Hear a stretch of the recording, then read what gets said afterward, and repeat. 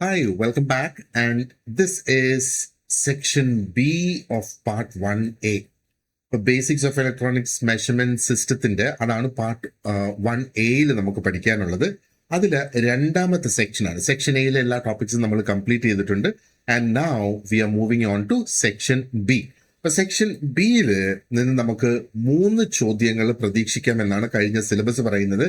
അപ്പോ അതിനകത്ത് വരുന്ന ടോപ്പിക്സ് ഇതൊക്കെയാണ്: ഇൻഡിക്കേറ്റിംഗ് ഇൻസ്ട്രുമെന്റ്സ്, പിന്നെ ഡിഫറെന്റ് ടോർക്സ് ഇൻ ഇൻഡിക്കേറ്റിംഗ് ഇൻസ്ട്രുമെന്റ്സ്. അപ്പൊ ടോർക്കിനെ കുറിച്ച് നമുക്ക് ഈ ഓരോ ഇൻഡിക്കേറ്റിംഗ് ഇൻസ്ട്രുമെന്റ്സിലും എങ്ങനെ അത് വരുന്നു എന്നുള്ളത്, ഡാമ്പിംഗ് സിസ്റ്റം, അതേപോലെ moving coil and moving iron instruments, അതുപോലെ galvanometer and into ammeters and voltmeters. അപ്പൊ ഗാൽവനോമീറ്ററിനെ നമ്മൾ അമീറ്റേഴ്സ് ആക്കി മാറ്റുന്നു ആൻഡ് അതേപോലെ വോൾട്ട് മീറ്റേഴ്സ് ആക്കിയിട്ട് മാറ്റുന്നു. അതിനെക്കുറിച്ച് എങ്ങനെയാണ് അതിന്റെ ആ ഒരു കൺവേർഷൻ വരുന്നത്. പിന്നെ extension of range using multipliers, അതിനകത്ത് ഓം മീറ്റേഴ്സ് ആണ് നമ്മളോട് നോക്കാനായിട്ട് പറഞ്ഞിട്ടുള്ളത്. പിന്നെ എനർജി മീറ്റേഴ്സിൽ single phase induction type meter നോക്കണം, വാട്ട് ടൈപ്പ് മീറ്റേഴ്സ് നോക്കണം. അത് ബേസിക്കലി എനർജി മീറ്റേഴ്സ് എന്ന് പറയുമ്പോൾ ഇലക്ട്രിസിറ്റി ഒക്കെ മെഷർ ചെയ്യുന്നതിന് വേണ്ടിയിട്ട് അല്ലെ. അപ്പോ ഈ ഒരു സീരീസ് ഓഫ് ലെസൺ, ഇതൊരൊറ്റ ലെസണിൽ തീരില്ല, പല ലെസൺസ് ആയിട്ടായിരിക്കും നമ്മൾ എടുക്കുന്നത്.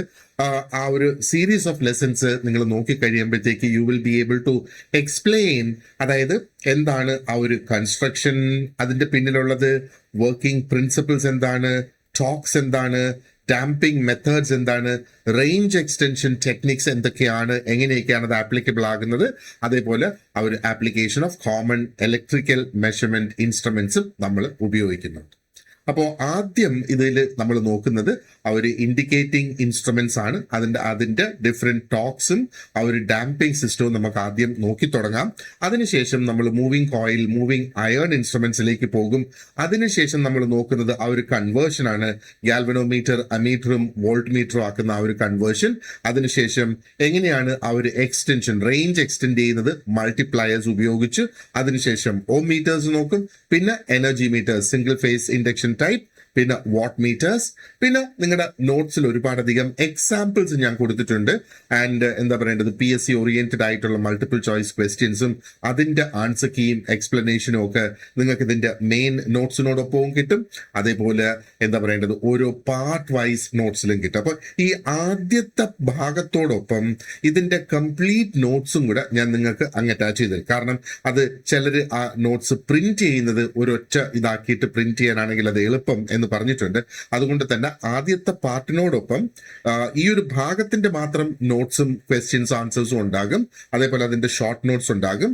അതുകൂടാതെ നിങ്ങൾക്ക് ഈ കംപ്ലീറ്റ് നോട്ട്സും കൂടെ ആ ഒരു ഈ ഒരു ടോപ്പിക്കിൽ സെക്ഷൻ ബിയുടെ കംപ്ലീറ്റ് നോട്ട്സും അതിന്റെ ആ ഒരു ഫുൾ സെറ്റ് ക്വസ്റ്റ്യൻ ആൻസേഴ്സും കൂടെ ആദ്യമേ ഞാൻ നിങ്ങൾക്ക് അങ്ങ് തരുന്നതായിരിക്കും. അപ്പൊ പ്രിന്റ് ചെയ്യണമെന്നുള്ളവർക്ക് അത് പ്രിന്റ് ചെയ്തെടുക്കാനായിട്ട് സാധിക്കും. Okay, so now let us move on to indicating instruments. എന്താണ് ആ ഒരു ഇൻഡിക്കേറ്റിംഗ് ഇൻസ്ട്രുമെന്റ്സിന്റെ അർത്ഥം എന്നുള്ളത് വെച്ച് നമുക്ക് ആദ്യം തുടങ്ങാം. ഓക്കെ, അപ്പോ ഇൻഡിക്കേറ്റിംഗ് ഇൻസ്ട്രുമെന്റ് എന്ന് പറയുമ്പോഴത്തേക്ക് it is A type of electrical measuring instrument. ഒരു തരത്തിലുള്ള ഒരു ഇലക്ട്രിക്കൽ മെഷറിംഗ് ഇൻസ്ട്രുമെന്റിനെയാണ് ഈ ഒരു ഇൻഡിക്കേറ്റിംഗ് എന്ന് പറയുന്നത്. അപ്പൊ ഇതിന്റെ ഒരു പ്രധാന ഉദ്ദേശം എന്ന് പറയുന്നത് ആ ഒരു ഇലക്ട്രിക്കൽ ക്വാണ്ടിറ്റിയുടെ വാല്യൂ എന്താണ് എന്ന് കാണിക്കുക എന്നുള്ളതാണ്. അത് എന്താ പറയേണ്ടത്, ആ ഒരു പെർട്ടിക്കുലർ ഇൻസ്റ്റന്റിൽ നമ്മൾ എപ്പോഴാണോ അത് ചെക്ക് ചെയ്യാൻ ഉദ്ദേശിക്കുന്നത് ആ സമയത്ത് എന്താണ് ആ ഒരു ഇലക്ട്രിക്കൽ ക്വാണ്ടിറ്റിയുടെ വാല്യൂ എന്നുള്ളത്, അല്ലെങ്കിൽ അതിന്റെ നമ്പർ, അല്ലെങ്കിൽ അതിന് എന്തുമാത്രം ശക്തിയിലൂടെ കറണ്ട് പോകുന്നു എന്നൊക്കെയുള്ളത് നമുക്ക് മനസ്സിലാക്കാനായിട്ട് സാധിക്കും. അപ്പോൾ ഇനി ഒരു കാര്യം നമ്മൾ നോക്കേണ്ടതെന്ന് പറഞ്ഞാൽ എങ്ങനെ ഇത് വാല്യൂ കാണിക്കുന്നു എന്നുള്ളതാണ്. നമുക്കറിയാം, നമ്മൾ ഓൾറെഡി പഠിച്ചിട്ടുണ്ടാകും, നിങ്ങളുടെ പ്രാക്ടിക്കൽസിലൊക്കെ നിങ്ങൾ പഠിച്ചിട്ടുണ്ടാകും, ഒരു പോയിന്ററും ഒരു കാലിബ്രേറ്റഡ് സ്കെയിലുമാണ് ഇത് ഉപയോഗിക്കുന്നത് അല്ലെ. അതിനകത്ത് ഒരു നീഡിൽ പോയിന്റർ ഉണ്ടാകും, കാലിബ്രേറ്റ് ചെയ്ത് വെച്ചിരിക്കുന്ന ഒരു സ്കെയിലും അതിനകത്തുണ്ടാകും എന്നുള്ളതാണ്. ഈ പോയിന്റർ ആ സ്കെയിലിലൂടെ ഇങ്ങനെ മാറുകയാണ് ചെയ്യുന്നത് അല്ലെ. ആൻഡ് ആ ഒരു പോയിന്ററിന്റെ പൊസിഷൻ, ആ സ്കെയിലിന്റെ ഏത് ഭാഗത്ത് ആ ഒരു പൊസിഷൻ വന്ന് നിൽക്കുന്നു അതാണ് അതിന്റെ ആ ഒരു റീഡിങ് എന്നുള്ളത് നമ്മൾ മനസ്സിലാക്കുന്നത്. അപ്പോൾ നമ്മൾ ആ ഒരു പോയിന്ററിന്റെ പൊസിഷനിൽ നോക്കുമ്പോൾ we can understand the value of the electrical quantity being measured. അവിടെ നമ്മൾ മെഷർ ചെയ്യുന്ന ആ ഒരു ഇലക്ട്രിക്കൽ ക്വാണ്ടിറ്റിയുടെ വാല്യൂ നമുക്ക് മനസ്സിലാക്കാനായിട്ട് സാധിക്കും. ഇവിടെ ഒരു കാര്യം നമ്മൾ ഓർത്തിരിക്കേണ്ടത്, ഈ ഇൻസ്ട്രുമെന്റ് തരുന്നത് ഒരു ഇൻസ്റ്റന്റേനിയസ് വാല്യൂ ആണ്. അത് പ്രത്യേകം നമ്മൾ ഓർത്തു വെച്ചോളുക.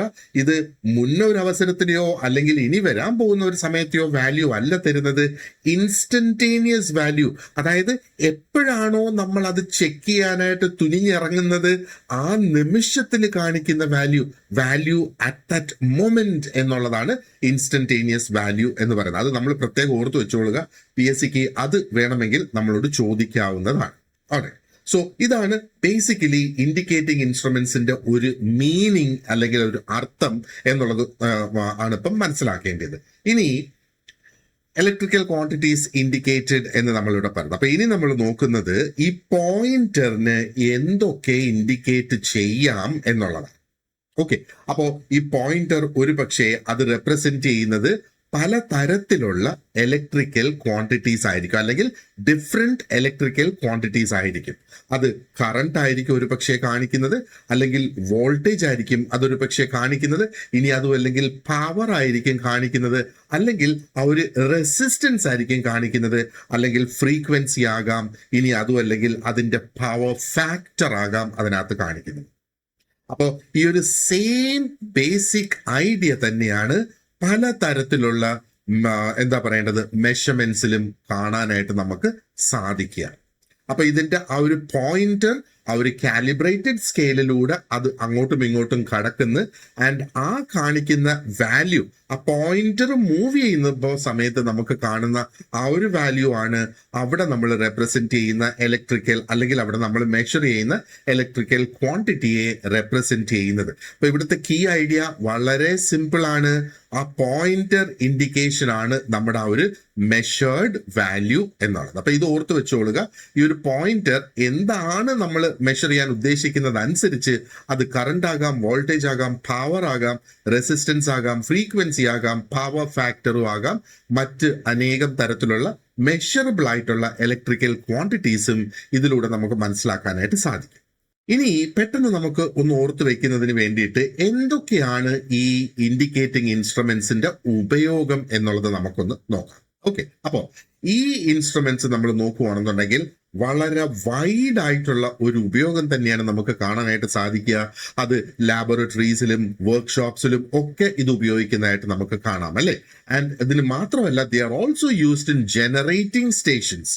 പവർ ജനറേറ്റ് ചെയ്യുന്ന സ്റ്റേഷൻസിലും അത് ഉപയോഗിക്കുന്ന, സബ് സ്റ്റേഷൻസിലും അത് ഉപയോഗിക്കുന്ന, കൺട്രോൾ പാനൽസിലും ഇത് ഉപയോഗിക്കുന്നതായിട്ട് കാണാം, അല്ലെ? ഇനി മറ്റൊരു ഏരിയ എന്ന് പറഞ്ഞാൽ എഡ്യൂക്കേഷണൽ എക്സ്പെരിമെന്റ്സിന് ഇത് വളരെയധികം ഉപയോഗപ്രദമാകുന്നു. കാരണം എന്ന് വെച്ചാൽ ഒരു എന്താ പറയണ്ട, ഒരു ഡയറക്റ്റ് ആയിട്ടുള്ള ഒരു മാർഗമാണ് ആ ഒരു ഇലക്ട്രിക്കൽ ക്വാണ്ടിറ്റി ഒബ്സർവ് ചെയ്യുന്നതിന് ആ പഠിക്കുന്ന വിദ്യാർത്ഥിനികൾക്ക് അതിൽ നിന്ന് ലഭിക്കുക. അപ്പോ എന്താ പറയേണ്ടത്, എവിടെയൊക്കെ ആ ഒരു ഇലക്ട്രിക്കൽ ക്വാണ്ടിറ്റി മെഷർ ചെയ്യണം, ഒബ്സർവ് ചെയ്യണം, അങ്ങനെ വരുന്ന എല്ലാ സാഹചര്യങ്ങളിലും ഇൻഡിക്കേറ്റിംഗ് ഇൻസ്ട്രുമെന്റ്സിന് വളരെ പ്രധാനപ്പെട്ട ഒരു റോളുണ്ട്. ഇനി നമുക്കറിയാം, ഈ ഇൻസ്ട്രുമെന്റ്സ് ഒരുപാടധികം വികസിച്ച് ആ ഒരു ഡിജിറ്റൽ സെറ്റപ്പിലൊക്കെയാണ് ഇപ്പൊ വന്ന് നിൽക്കുന്നത്, അല്ലെ? അപ്പോ ആദ്യം ഇതിന് ആ ഒരു ട്രഡീഷണൽ ആയിട്ടുള്ള അനലോഗ് മോഡൽ ആയിരുന്നു ഉണ്ടായിരുന്നത്. അപ്പം നമ്മൾ ആ ഒരു അനലോഗ്, അത് ട്രഡീഷണൽ എന്ന് വേണമെങ്കിൽ നമുക്ക് പറയാം. കാരണം ആദ്യം എല്ലാം അനലോഗ് ഇൻസ്ട്രുമെന്റ്സ് തന്നെയായിരുന്നു നമുക്കുണ്ടായിരുന്നത്. അനലോഗ് ഇൻസ്ട്രുമെന്റ്സിലാണ് ആ നീഡിലും സ്കെയിലും ഒക്കെ അതിനകത്ത് വരുന്നത്, അല്ലെ? അപ്പോ ഈ ഇൻസ്ട്രുമെന്റ്സിൽ ആ പോയിന്റിന്റെ മൂവ്മെന്റ്, അതായത് പോയിന്ററുടെ മൂവ്മെന്റ് ആണ് നമുക്ക് ഡയറക്റ്റ് ആയിട്ടുള്ള ആ ഒരു വിഷ്വൽ ഇൻഡിക്കേഷൻ തരുന്നത് നമ്മൾ മെഷർ ചെയ്യുന്ന ആ ഒരു ക്വാണ്ടിറ്റിയുടെ. ഇതിന്റെ അർത്ഥം എന്താണ്? ആ നമ്മൾ ആരാണോ ഒബ്സർവ് ചെയ്യുന്ന, ആ ഒബ്സർവ് ചെയ്യുന്ന വ്യക്തിക്ക് ഡയറക്റ്റ് ആയിട്ട് ആ പോയിന്ററിൽ നോക്കിയിട്ട് ആ പോയിന്റർ ആ ഒരു സ്കെയിലിൽ കാണിക്കുന്ന, പോയിന്റ് ചെയ്യുന്ന റീഡിംഗ് ഉണ്ടല്ലോ, ആ റീഡിംഗ് തന്നെയാണ് ഇവിടുത്തെ ആ ഒരു വാല്യൂ എന്ന് പറയുന്നത്, അല്ലെ? ആൻഡ് ആ ഒരു പോയിന്ററിന്റെ മൂവ്മെന്റ് തന്നെയാണ് അതിനകത്ത് ആ ഒരു ഇൻഡിക്കേഷൻ എന്നുള്ളത്. അപ്പോ അനലോഗ് ഇൻഡിക്കേറ്റിംഗ് ഇൻസ്ട്രുമെന്റ്സിൽ പോയിന്ററും സ്കെയിലും ഒരുമിച്ചാണ് നമുക്ക് ആ ഒരു മെഷേർഡ് ഇലക്ട്രിക്കൽ ക്വാണ്ടിറ്റി മനസ്സിലാക്കുന്നതിന് വേണ്ടിയിട്ടുള്ള ഒരു അവസരം, അല്ലെങ്കിൽ അങ്ങനെയാണ് നമ്മൾ അതിനെ ഉപയോഗിക്കുന്നത്. ഇനി ഒരു നല്ല ഒരു ഇൻഡിക്കേറ്റിംഗ് ഇൻസ്ട്രുമെന്റിന്റെ സവിശേഷതകൾ എന്തൊക്കെയാണ് എന്ന് നമുക്ക് നോക്കാം. അതിന്റെ ക്വാളിറ്റീസ് എന്തൊക്കെയാണ് എന്ന് നമുക്ക് നോക്കാം. ഒരു നല്ല ഇൻസ്ട്രുമെന്റ് എന്ന് നമ്മൾ പറയുമ്പോൾ ആദ്യം അതിന് ആക്യുറസി ഉണ്ടായിരിക്കണം എന്നുള്ളതാണ്. ആക്യുറസി എന്ന് പറയുമ്പോഴത്തേക്ക് ഇവിടെ നമ്മൾ എന്താണ് ഉദ്ദേശിക്കുന്നത്? നമ്മൾ കഴിഞ്ഞ ക്ലാസ്സുകളിൽ ഇതിന്റെയൊക്കെ ഡെഫിനിഷൻസ് നോക്കിയിട്ടുണ്ടായിരുന്നു. ആക്യുറസി എന്താണ്, സെൻസിറ്റിവിറ്റി എന്താണ്, റിലയബിലിറ്റി എന്താണ് എന്നൊക്കെ നമ്മൾ നോക്കിയിട്ടുണ്ടായിരുന്നു അല്ലെ. അപ്പൊ അത് തന്നെയാണ് ഇവിടെയും ഉദ്ദേശിക്കുന്ന അർത്ഥം. അപ്പൊ ഇവിടെ നമ്മൾ ആക്യുറസി എന്ന് പറയുമ്പോഴത്തേക്ക് ഒരു കൃത്യമായ റീഡിംഗ് നമുക്ക് ലഭ്യമാവുക എന്നുള്ളതാണ് ഉദ്ദേശം. അതേപോലെ അതിന് ഒരു സെൻസിറ്റിവിറ്റിയും ഉണ്ടായിരിക്കണം എന്നുള്ളതാണ്.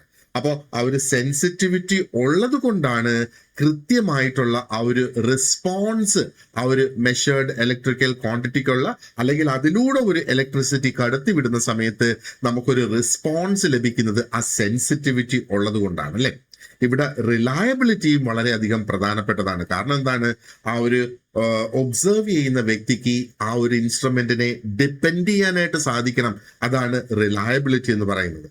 അപ്പോൾ എങ്ങനെയാണ് ഒരു ഇൻസ്ട്രുമെന്റ് റിലയബിൾ എന്ന് നമ്മൾ നോക്കുന്നത് എന്ന് നമ്മൾ കഴിഞ്ഞ ക്ലാസ്സുകളിൽ ഡിസ്കസ് ചെയ്തിട്ടുണ്ട് അല്ലെ. അതേപോലെ ക്വിക്ക് ആയിട്ടുള്ള റെസ്പോൺസ്, പെട്ടെന്ന് നമുക്കൊരു റെസ്പോൺസ് ലഭിക്കുക എന്നുള്ളതും മറ്റൊരു പ്രധാനപ്പെട്ട ഒരു ക്വാളിറ്റി തന്നെയാണ്. അതായത് ആ ഒരു ഇൻസ്ട്രുമെന്റിന്റെ റിയാക്ഷൻ എന്ന് പറയുന്നത് വളരെ പെട്ടെന്നായിരിക്കണം.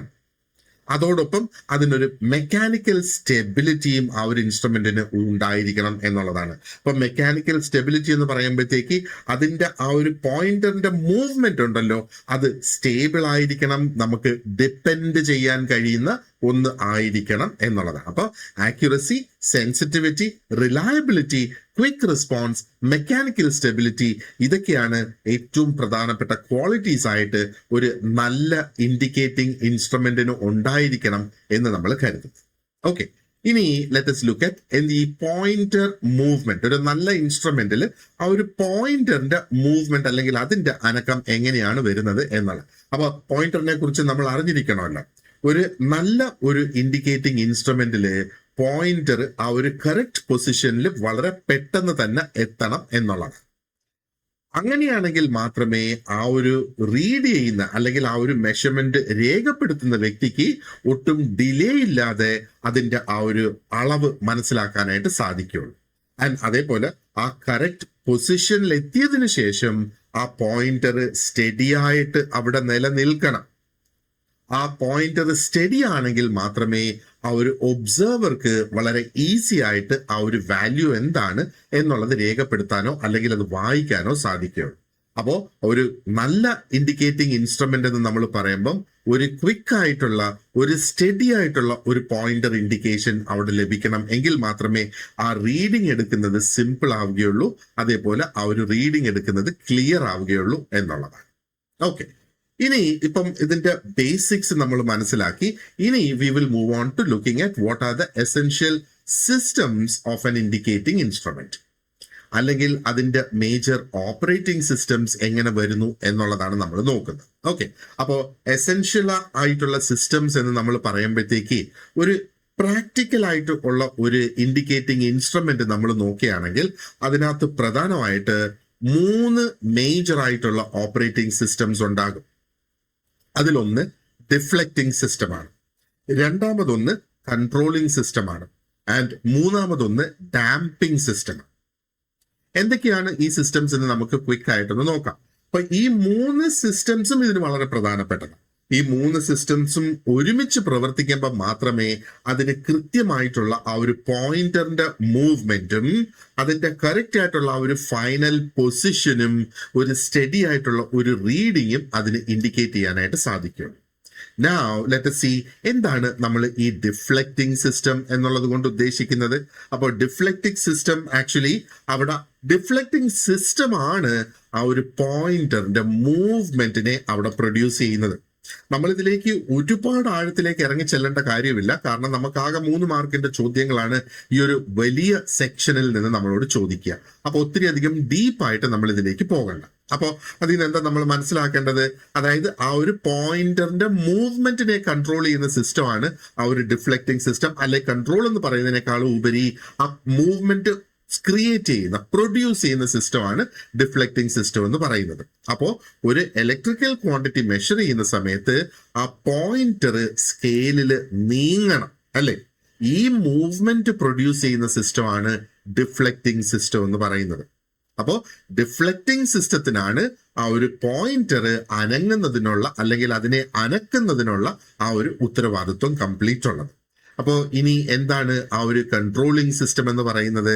അപ്പോൾ കൺട്രോളിംഗ് സിസ്റ്റം ആക്ച്വലി അതിന്റെ ആ ഒരു ഫൈനൽ പൊസിഷൻ, അത് ഒരു പൊസിഷനിലെത്തി നിൽക്കണം അല്ലേ, ആ ഒരു ഫൈനൽ പൊസിഷനെ നിർണ്ണയിക്കുന്നതാണ്, പോയിന്ററിന്റെ ഫൈനൽ പൊസിഷനെ നിർണ്ണയിക്കുന്ന സിസ്റ്റമാണ് ഇവിടെ കൺട്രോളിംഗ് സിസ്റ്റം എന്ന് പറയുന്നത്. അപ്പൊ ഇതൊന്ന് ശ്രദ്ധിച്ച് കേട്ടു നോക്കിയേ. പോയിന്റർ നീങ്ങണം എന്ന് നമ്മൾ പറയുന്നു, പക്ഷേ അത് അതിന്റെ കൃത്യസ്ഥലം എത്തുമ്പോൾ അത് നിൽക്കുകയും വേണം. ആൻഡ് ആ ഒരു ഫൈനൽ പൊസിഷൻ ഇവിടെ പ്രധാനപ്പെട്ടതാകുന്നത് എന്താണ്? കാരണം ആ ഫൈനൽ പൊസിഷനാണ് നമുക്കതിൽ നിന്ന് എടുക്കേണ്ട റീഡിംഗ് എന്ന് പറയുന്നത് അല്ലേ. അപ്പോൾ കൺട്രോളിംഗ് സിസ്റ്റം ആ ഒരു പോയിന്ററിനെ അതിന്റെ കറക്റ്റ് ഫൈനൽ പൊസിഷനിൽ വന്ന് സെറ്റിൽ ചെയ്യാനായിട്ട് സഹായിക്കുന്നു. ആൻഡ് ഇവിടെ ഒരു കാര്യം ഓർക്കുക, കാലിബ്രേറ്റഡ് ആയിരിക്കണം ആ ഒരു സ്കെയില്. മനസ്സിലായില്ലേ? ഓക്കെ. ഇനി അടുത്തത് ഞാൻ പറഞ്ഞത് ഇതിനകത്തുള്ള മറ്റൊരു സിസ്റ്റം എന്ന് പറയുന്നത് ഡാമ്പിംഗ് സിസ്റ്റം ആണ്. അപ്പോ ആ ഒരു ഒന്ന് ആലോചിച്ച് നോക്ക്, ആ പോയിന്റർ അനങ്ങി ഇങ്ങനെയാണ് നിൽക്കുന്നതെങ്കിലോ, ഇങ്ങനെ അനങ്ങി സ്റ്റഡി ആയിട്ട് നിൽക്കാതെ, അപ്പോൾ അൺനെസസറി ഓസിലേഷൻസ് അവോയ്ഡ് ചെയ്യുക എന്നുള്ളതാണ് ഈ ഡാമ്പിംഗ് സിസ്റ്റം എന്നുള്ളത് കൊണ്ട് ഉദ്ദേശിക്കുന്നത്. ഓക്കെ. അപ്പൊ ഓസിലേഷൻ എന്ന് പറയുമ്പോഴത്തേക്ക് നമുക്കറിയാം ആവശ്യമില്ലാതെയുള്ള ആ ഒരു മൂവ്മെന്റ്, അതൊരു സ്റ്റഡി ആയിട്ട് നിൽക്കുന്നില്ല, ഒരു പോയിന്റിൽ വന്നിട്ട് അതിന്റെ അപ്പുറം ഇങ്ങനെ നീങ്ങിക്കൊണ്ടിരിക്കുകയാണെങ്കിൽ അതിന്റെ ഡാമ്പിംഗ് സിസ്റ്റത്തിന് ഒരു പക്ഷെ ഒരു പ്രശ്നമുണ്ട് എന്നുള്ളതാണ് അതിന്റെ ആ ഒരു അർത്ഥം അല്ലെ. അപ്പൊ ഇവിടെ ആ ഒരു പോയിന്റർ ഓസിലേറ്റ് ചെയ്തുകൊണ്ടിരിക്കുകയാണെങ്കിൽ നമുക്ക് വാല്യൂ അതിൽ നിന്ന് നിർണ്ണയിക്കാനായിട്ട് വളരെയധികം ബുദ്ധിമുട്ടാകും, ഒരു പക്ഷേ അത് ഇമ്പോസിബിൾ ആയി മാറുകയും ചെയ്യും. അപ്പോൾ ഡാമ്പിംഗ് സിസ്റ്റമാണ് ആ ഒരു പോയിന്ററെ സ്റ്റഡി ആയിട്ട് നിർത്താനായിട്ട് സഹായിക്കുന്നത്. ഓക്കെ. അപ്പോൾ ഇവിടെ 3 സിസ്റ്റംസ് നമ്മൾ കണ്ട്, ഈ 3 സിസ്റ്റംസും ഒരുമിച്ച് എങ്ങനെയാണ് ശരിക്കും ഇതിനകത്ത് പ്രവർത്തിക്കുന്നത്? ഒരു കൃത്യമായ ഒരു പ്രാക്ടിക്കൽ ആയിട്ടുള്ള ഒരു ഇൻഡിക്കേറ്റിംഗ് സിസ്റ്റത്തില് ഇത് 3ഉം ഒരുമിച്ച് പ്രവർത്തിക്കുന്നു എന്നുള്ളത് ആക്ട് ടുഗെദർ. അപ്പോൾ ഡിഫ്ലക്റ്റിംഗ് സിസ്റ്റം ഉള്ളത് കൊണ്ടാണ് ആ ഒരു പോയിന്റർ മൂവ് ചെയ്യാനായിട്ട് ആരംഭിക്കുന്നത്. കൺട്രോളിംഗ് സിസ്റ്റമാണ് അതിന്റെ ആ ഒരു ഫൈനൽ പൊസിഷൻ തീരുമാനിക്കുന്നത്. ആൻഡ് ഡാമ്പിംഗ് സിസ്റ്റമാണ് അതിനെ അവിടെ സ്റ്റഡി ആയിട്ട് പിടിച്ച് നിർത്തുന്നത്. അപ്പോ എന്താ പറയേണ്ടത്, ആ ഒരു കംപ്ലീറ്റ് ആക്ഷൻ ഇപ്പം വളരെ ക്ലിയർ ആയി അല്ലേ. പോയിന്റർ മൂവ് ചെയ്യുന്നു, അത് അതിന്റെ ആ ഒരു പ്രോപ്പർ ആയിട്ടുള്ള ഫൈനൽ പൊസിഷനിൽ എത്തുന്നു. ആൻഡ് ആ ഒരു പൊസിഷനിൽ അത് സ്റ്റഡി ആയിട്ട് നിൽക്കുന്നു. സ്റ്റഡി എന്ന് നമ്മൾ ഇവിടെ പറയുമ്പോൾ study enough for the observer to read the value. അപ്പോൾ ബേസിക്കലി ഇപ്പൊ നമുക്ക് ഈ ഒരു സിസ്റ്റംസ് എന്തൊക്കെയാണ് എന്നുള്ളത് നമുക്ക് മനസ്സിലായിട്ടുണ്ട് അല്ലേ. അപ്പോ ഒരു ചോദ്യം നമ്മുടെ മുന്നിൽ വരെയാണ്. An instrument that shows instantaneous value of electrical quantity. Electrical quantityയുടെ വാല്യൂ ഇൻസ്റ്റന്റ് ആയിട്ട് കാണിക്കുന്ന ഒരു സിസ്റ്റം എന്താണ്? ഇൻഡിക്കേറ്റിംഗ് ഇൻസ്ട്രുമെന്റ് ആണ്. ഒരു കാലിബ്രേറ്റഡ് ആയിട്ടുള്ള ഒരു സ്കെയിലിലൂടെ മൂവ് ചെയ്യുന്ന ആ ഒരു പാർട്ടിന്റെ പേരെന്താണ്? അതാണ് പോയിന്റർ. മൂവ്മെന്റ് പ്രൊഡ്യൂസ് ചെയ്യുന്ന സിസ്റ്റം ഏതാണ്? ഡിഫ്ലക്റ്റിംഗ് സിസ്റ്റം അല്ലെ. അതേപോലെ ആ ഒരു പോയിന്ററിനെ അതിന്റെ ഫൈനൽ പൊസിഷനിൽ എത്തിക്കുന്ന സിസ്റ്റം ഏതാണ്? Controlling system. ഇത് തങ്ങളിൽ മാറിപ്പോവരുത്.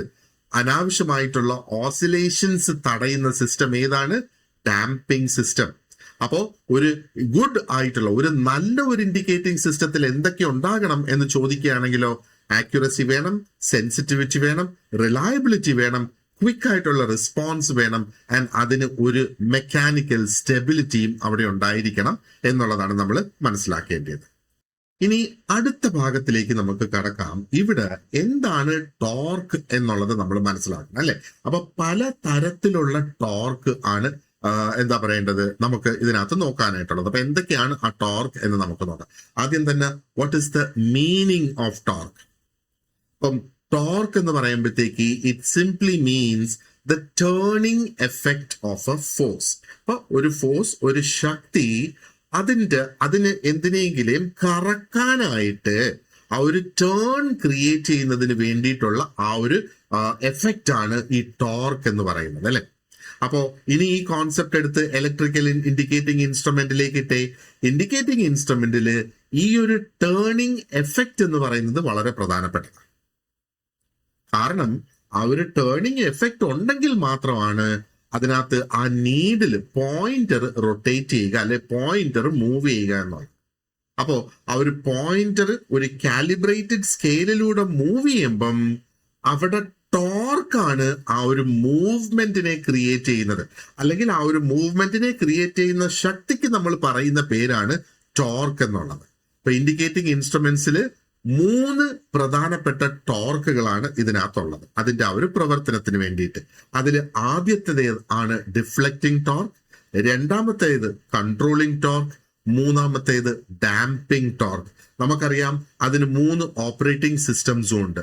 ഈ 3 ഓപ്പറേറ്റിംഗ് സിസ്റ്റത്തിന് അതേ സമാനമായ ടോർക്കും അതിലുണ്ട് എന്നുള്ളത്. അപ്പൊ എന്താണ് ഈ ഒരു ഡിഫ്ലക്റ്റിംഗ് ടോർക്ക് എന്നുള്ളത് കൊണ്ട് ഉദ്ദേശിക്കുന്നത്? ഇപ്പൊ ഡിഫ്ലക്റ്റിംഗ് ടോർക്ക് എന്ന് പറയുന്നത് it is the torque that moves the pointer away from zero position. നമ്മൾ അതിലൂടെ എനർജി പാസ് ചെയ്ത് വിടുമ്പോ ആ ഒരു പോയിന്ററിനെ സീറോ പൊസിഷൻ അതിന്റെ ലെഫ്റ്റിലാണ് എന്ന് വിചാരിക്കുക. ആ സീറോ പൊസിഷനിൽ നിന്ന് അതിനെ മൂവ് ചെയ്യാനായിട്ട് സഹായിക്കുന്നതാണ് ഈ ഡിഫ്ലക്റ്റിംഗ് ടോർക്ക് എന്ന് പറയുന്നത്. അപ്പൊ ആ പോയിന്ററിന്റെ മൂവ്മെന്റ് തുടങ്ങുന്നതിന് വേണ്ടി സഹായിക്കുന്ന ടോർക്കാണ് ഡിഫ്ലക്റ്റിംഗ് ടോർക്ക്. ഈ ടോർക്ക് എങ്ങനെയാണ് പ്രൊഡ്യൂസ് ആകുന്നത്? It is produced by the electrical quantity being measured. അപ്പൊ നമ്മൾ അതിനകത്ത് മെഷർ ചെയ്യാൻ ഉദ്ദേശിക്കുന്ന ആ ഒരു ഇലക്ട്രിക്കൽ ക്വാണ്ടിറ്റി നമ്മൾ അതിലേക്ക് കടത്തി വിടുമല്ലോ, ആ ഇലക്ട്രിക്കൽ ക്വാണ്ടിറ്റിയാണ് ഈ ടോർക്ക് അതിനകത്ത് ക്രിയേറ്റ് ചെയ്യുന്നത്. അപ്പോ ഒരു ഇലക്ട്രിക്കൽ ക്വാണ്ടിറ്റി ഒരു ഇൻസ്ട്രുമെന്റിൽ പ്രവർത്തിക്കുമ്പോൾ ഡിഫ്ലക്റ്റിംഗ് ടോർക്ക് അവിടെ പ്രൊഡ്യൂസ് ചെയ്യുന്നു. ആൻഡ് ആ ഡിഫ്ലക്റ്റിംഗ് ടോർക്കാണ് ആ ഒരു എന്താ പറയേണ്ടത് പോയിന്ററെ അങ്ങോട്ട് നീങ്ങുന്നതിന് അനക്കുന്നത്. അപ്പോ ഇവിടെ നമ്മൾ ഇതിന് ഉപയോഗിക്കുന്ന സിമ്പിൾ എന്ന് പറയുന്നത് ടി സബ് ഡി എന്നാണ്. യൂഷ്വലി ഇങ്ങനെയാണ് ഇത് റെപ്രസെന്റ് ചെയ്യുന്നത്. അപ്പൊ ഇതിന്റെ അർത്ഥം എന്താണ്? ഇതിന്റെ അർത്ഥം ഡിഫ്ലക്റ്റിംഗ് ടോർക്കില് നമ്മൾ ടി സബ് ഡി എന്ന് പറയുമ്പോ it just simply indicates the deflecting torque. അതിന്റെ ആ ഒരു ഇൻഡിക്കേറ്റർ നമ്മൾ മനസ്സിലാക്കി വെച്ചോളുക, അല്ലെങ്കിൽ അതിന്റെ ആ ഒരു യൂണിറ്റ് എന്താണ് എന്നുള്ളത് നമ്മൾ മനസ്സിലാക്കി വെച്ചേക്കണം. ഇനി നമുക്ക് അടുത്തത് നോക്കേണ്ടത് ഈ ഡിഫ്ലക്റ്റിംഗ് ടോർക്ക് പ്രൊഡ്യൂസ് ചെയ്യുന്ന മെത്തേഡ്സ് എന്തൊക്കെയാണ് എന്ന് നമുക്ക് ഇവിടെ നോക്കാം. അപ്പോ ഡിഫ്ലക്റ്റിംഗ് ടോർക്ക് സ്ക്രീനിൽ നോക്കുമ്പോൾ തന്നെ നമുക്ക് കാണാം പല മാർഗങ്ങളിലൂടെയാണ് ഇത് ഇവിടെ പ്രൊഡ്യൂസ് ചെയ്യുന്നത്, അല്ലെ?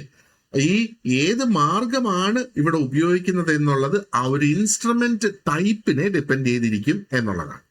അപ്പോൾ ഒന്നുകിൽ അത് ഒരു മാഗ്നറ്റിക് എഫക്റ്റ് കൊണ്ടായിരിക്കും, ആ ഒരു കറണ്ടിന്റെ മാഗ്നറ്റിക് എഫക്റ്റ് കൊണ്ടായിരിക്കും ആ ഒരു ഡിഫ്ലക്റ്റിംഗ് ടോർക്ക് അവിടെ പ്രൊഡ്യൂസ് ചെയ്യുന്നത്.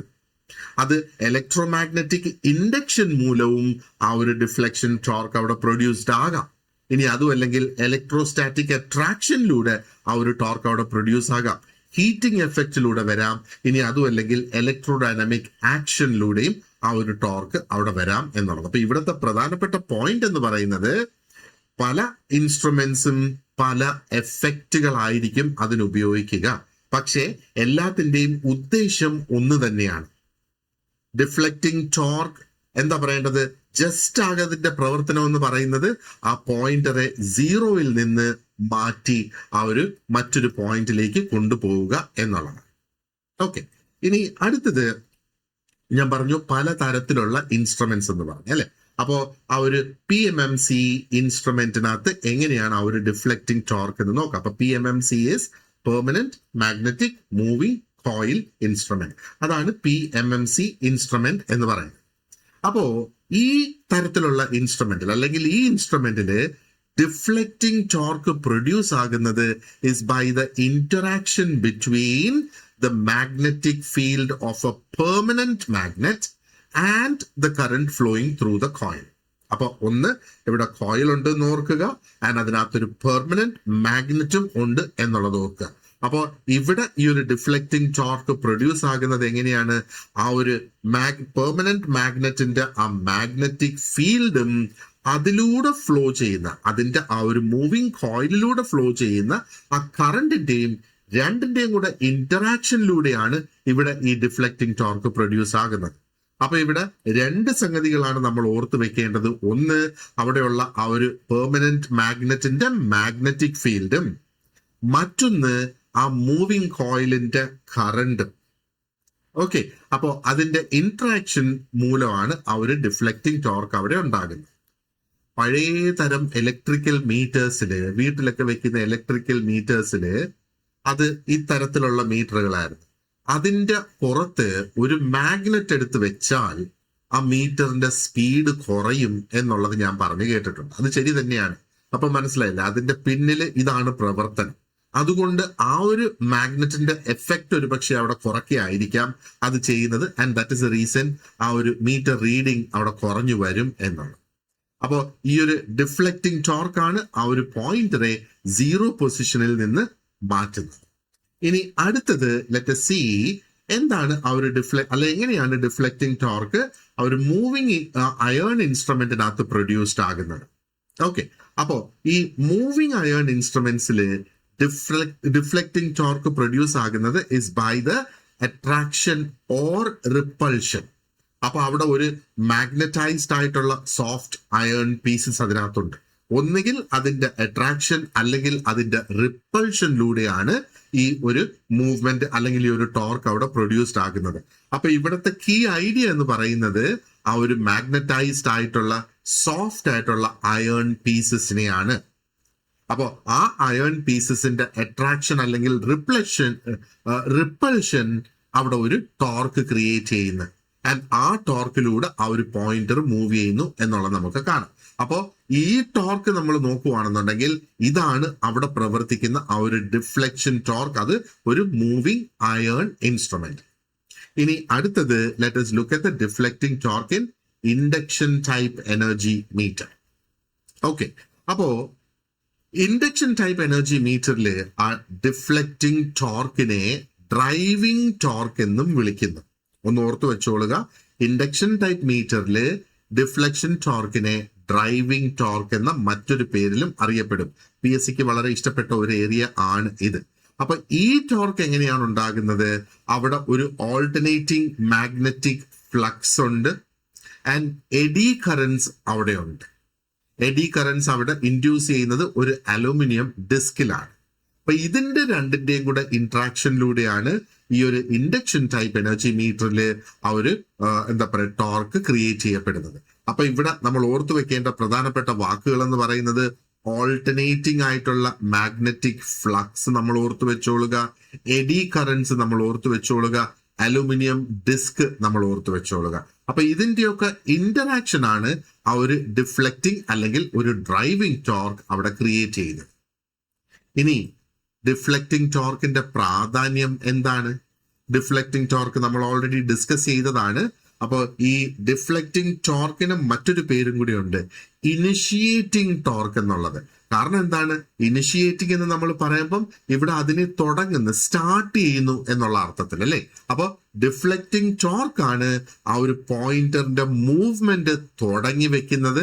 ഈ ഒരു മൂവ്മെന്റ് ഇല്ലാതെ ആ ഒരു ഇൻസ്ട്രുമെന്റിന് ആ ഒരു റീഡിംഗ് കാണിക്കുന്നത് സാധ്യമല്ല എന്ന് ഓർത്തോളുക. അപ്പോൾ ഡിഫ്ലക്റ്റിംഗ് ടോർക്ക് എന്താണ് ചെയ്യുന്നത്? ആ ഒരു പോയിന്ററിന് അതിന്റെ മൂവ്മെന്റ് നൽകുന്നു, അതേപോലെ ആ ഒരു മെഷർമെന്റ് അവിടെ പോസിബിൾ ആക്കി കൊണ്ടുവരും അല്ലെ. അപ്പോ ഈ ഡിഫ്ലക്റ്റിംഗ് ടോർക്കിന്റെ ഡീറ്റെയിൽസ് വളരെ കൃത്യമായിട്ട് മനസ്സിലായിട്ടുണ്ട് എന്ന് ഞാൻ വിചാരിക്കുന്നത്. മനസ്സിലായിട്ടില്ലാത്തവര് അത് എന്നെ അറിയിക്കുക. നിങ്ങൾ നോട്ട്സ് ഉണ്ട്, അത് വായിക്കുക. ഇതിനകത്ത് ഇത്രയും ഡിസ്കസ് ചെയ്ത ഭാഗത്തിനുള്ള ക്വസ്റ്റ്യൻസ്, ആ കംപ്ലീറ്റ് നോട്ട്സ് കൂടാതെ ഈ ഒരു ഭാഗത്തിന്റെ മാത്രമുള്ള ക്വസ്റ്റ്യൻസും ആൻസേഴ്സും അവിടെ കൊടുത്തിട്ടുണ്ട്. അപ്പോൾ അത് ആ ക്വസ്റ്റ്യൻസും ആൻസേഴ്സും എല്ലാം വർക്ക്ഔട്ട് ചെയ്യണം.